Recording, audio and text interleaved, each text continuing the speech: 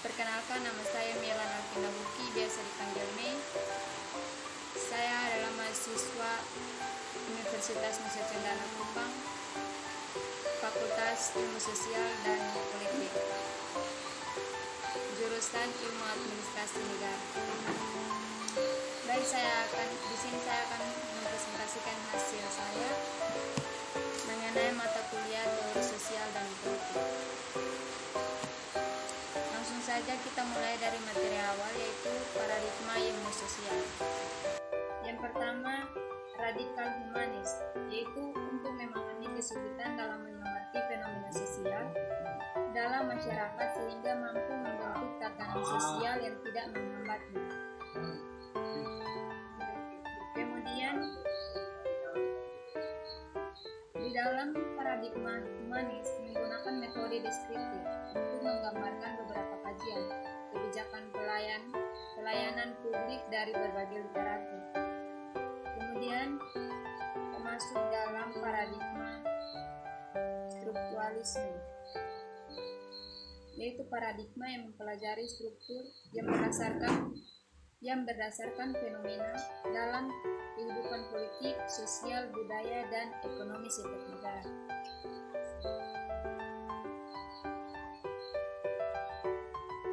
Paradigma berikut yaitu paradigma interpretif. Paradigma ini dia mencoba mengamati suatu fenomena sosial bahwa masyarakat harus order atau cara pandang pada suatu objek.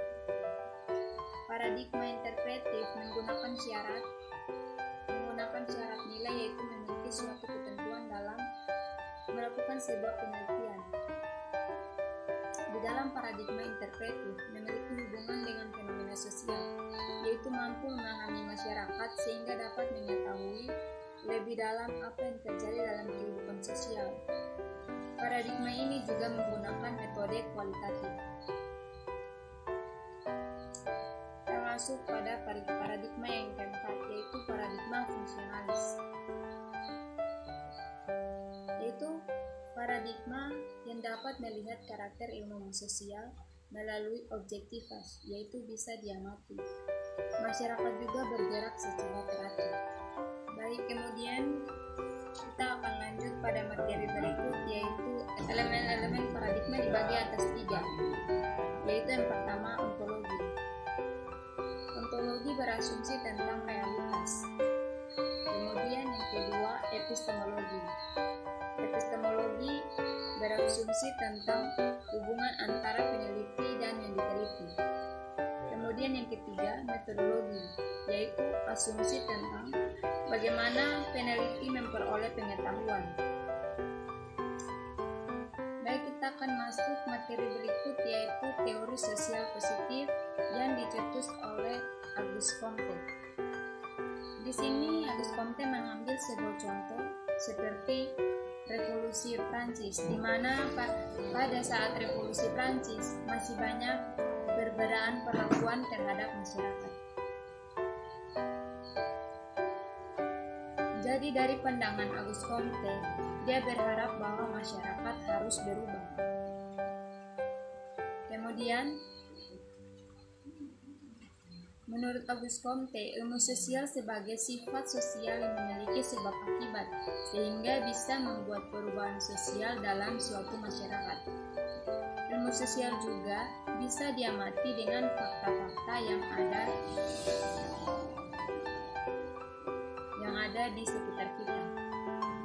Perubahan sosial selalu berubah dari hal yang sederhana ke arah yang lebih kompleks, selalu berubah dan dari kehidupan biasa menuju kemajuan. Perkembangan perubahan sosial suatu masyarakat akan mengikuti pada linear yang terdapat pada hukum 3 tahap, yaitu tahap pertama teologis, kedua tahap metafisik, dan yang ketiga tahap positif. Saya akan menjelaskan 3 tahap tersebut. Yang pertama, tahap teologis.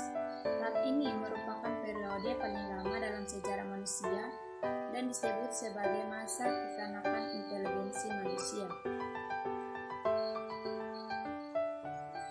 Tahapan kedua, yaitu tahap metafisik. Tahapan ini merupakan fase transisi antara tahap teologis menuju ke tahap positifisik, sehingga disebut dengan masa remaja inteligensi manusia.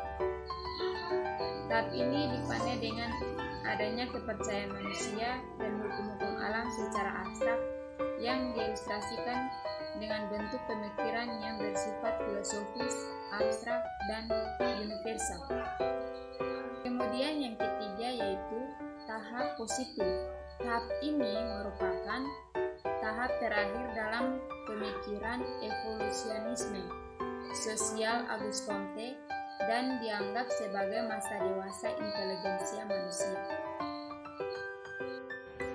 Kemudian Comte dan The Course of Positive Philosophy itu yaitu berawal dari kolaborasi antara Comte dengan Saint-Simon yang pada tahun 1760 sampai 1825. Saint-Simon lah yang pertama menggunakan istilah pengetahuan positif untuk menunjuk pada studi tentang umat manusia dan masyarakat berdasarkan pengamatan empiris, serta melahirkan ide tentang penggerakan masyarakat dari landasan religius menuju positivistik.